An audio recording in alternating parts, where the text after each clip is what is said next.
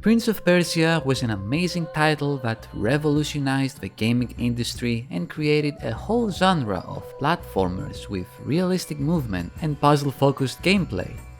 What if we enhanced this formula with 3D graphics, more combat-oriented gameplay, and a dash of Indian historical lore? Then we would have Chandragupta, Warrior Prince, a game developed by Immersive Games and released by Sony Computer Entertainment in 2009 for the PSP, with a PS2 port released in 2011. This is a relatively obscure title, and for a good reason, as it fails to deliver a smooth gaming experience up to the standards set by its predecessor. Let's dive deeper into it. The story of Chandragupta follows the life of a titular character, from his humble beginnings as a poor village boy disowned by his parents to his eventual rise to power as the great emperor of India. Each level portrays a different chapter in the prince's life, including his training, his capture by the enemy, and many wars with different empires. Chandragupta Maurya was a real historical figure, by the way. He was the founder of the Maurya Empire and reigned from 320 BCE to 298 BCE, so the game is based on actual historical facts. It's pretty cool that we get to explore the life of such a legendary character in video game form, as Asian history is rarely used as such material. The game begins in media res, so to speak, with Chandragupta attacking the Greek ruler of northwestern India, Seleucus. After a brief cutscene setting the stage, we storm into the palace and immediately everything goes downhill game-wise. Before delving into the tragedy that is Chandragupta's gameplay, I'd like to first explore its graphics and sound. Although I enjoyed the game's art style, depicting expansive landscapes such as exotic castles and mysterious caves in an interesting way, the graphics overall are subpar to say the least.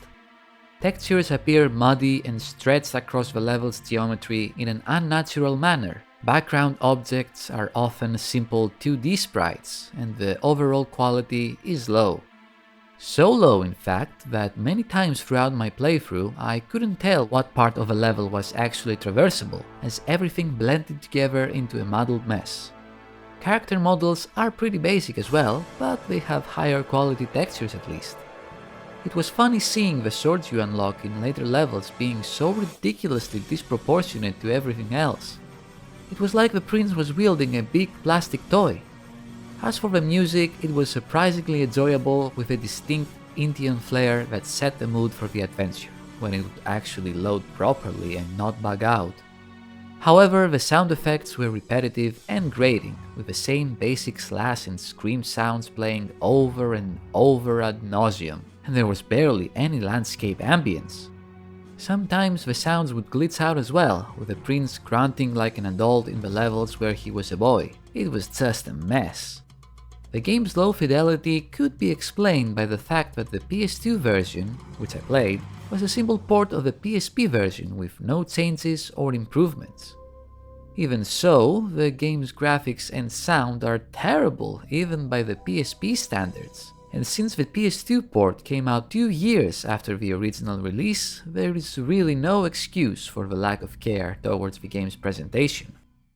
It is fair to say that the game's development team tried to create an involved combat and platforming system, an enhanced version of Prince of Persia, so to speak. It is also fair to say that they failed spectacularly at their goal. The problems begin the moment you take control of Chandragupta, as the controls are terrible. This is obviously a 2D side-scroller. You go left, you go right, you can jump, and you can duck. Standard stuff. So why the hell do you have to use the left analog stick to move around? It's madness. What about moving the camera though? Do you use the right analog stick for that one? No, you have to press L1 and R1 at the same time, then use the left analog stick to look around. The controls are ported straight from the PSP version with no change. I understand that the limitations of the PSP led to such a bizarre control scheme, although the use of a left analog stick for movement is inexcusable. But why not update the controls for the PS2 release, like other PSP to PS2 ports, such as Jak and Daxter: The Lost Frontier, or Ratchet & Clank: Size Matters? It's truly baffling. Not to mention, the overall feeling is so clunky and unresponsive that I'd have an easier time getting my cat to stop mauling me. The input delay is atrocious, and I was constantly stuck in a specific state, having to wildly press buttons to get out of it. I would be crouching for a low hit, then release the stick for a high one, and the game would understand my input at least 5 hits later. Needless to say, this made the platforming and the combat a miserable experience. Speaking of combat, it's unsurprisingly underwhelming.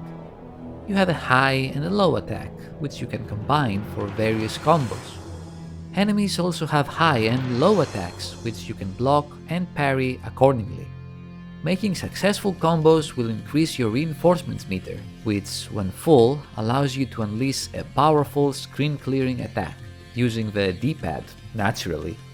Killing enemies will increase your legend mode meter, which, when full, will allow Chandragupta to swing his sword around like a drunk idiot, killing any enemy in one hit. You can also use your bow to kill enemies in front of you or in the background. Technically, all these additions could make the combat more involved and interesting than Prince of Persia's rudimentary fighting mechanics. However, the execution is terrible. Besides the unresponsive controls, enemies are very tanky, and most of them can kill you in 2 or 3 hits. They constantly block, meaning you can't really pull off lengthy combos, so the best strategy is to just attack their legs repeatedly. Then, when they block, spam high attacks until they're dead. You can also use the bow to insta-kill weaker enemies, and in later levels tackle them and finish them off while they're down, so that helps things out a bit. But it's just such a drag, lacking any responsiveness, engagement, flow, or fun in general. Aiming with a bow is too sensitive, and you never have enough time to properly lock onto an enemy before getting pelted by arrows. Every hit stuns you and leaves you vulnerable, and the slightest mistake can kill you almost instantly, meaning you have to redo large sections of gameplay just because the enemy pulled off their 2-hit insta-kill combo. You can upgrade your weapons with gold that you find during play, but you'll never have enough for the good upgrades, and the enemies have so much health that you'll barely notice any difference. Pointless and frustrating, that's how I'd sum up this game's combat. What about the platforming though? Equally frustrating, as expected. The controls, once again, make precise movements a painful experience, and the level design is awful, with constant leaps of faith, badly placed traps, and a general lack of direction or cohesion. You can use the camera to look around and find the next ledge to grab onto, yes, but the field of view is very limited, making it pointless to look around in the first place.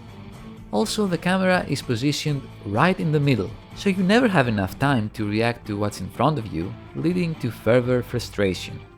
Some platforming segments are so badly designed that taking damage is almost unavoidable. Luckily, you regenerate health when you're not in combat, but it's slow and feels more like a quick fix because their playtesters kept dying.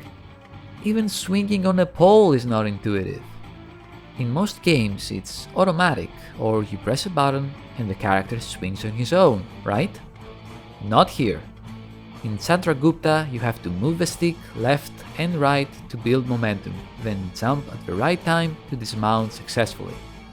You can probably guess how well that works out.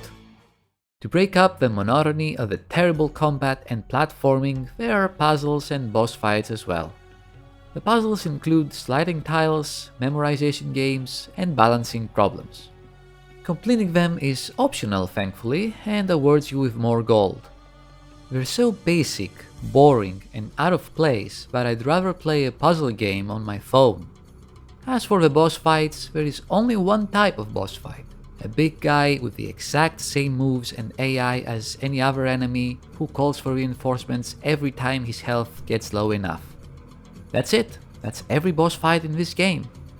I avoid using the word lazy when it comes to development and game design, but this is as formulaic as it gets. Chandragupta, Warrior Prince, had the potential to explore the story of the legendary character from an exotic country in an interesting way. Although I enjoyed the art style and music of this game, everything else was tedious and frustrating. It's a nice little novelty, but I wouldn't recommend it unless you're really curious or enjoy subpar games. And that's all I have to say. Thank you for watching, leave a like if you enjoyed this video, comment your thoughts below, and subscribe for more reviews. Until next time, take care and have fun.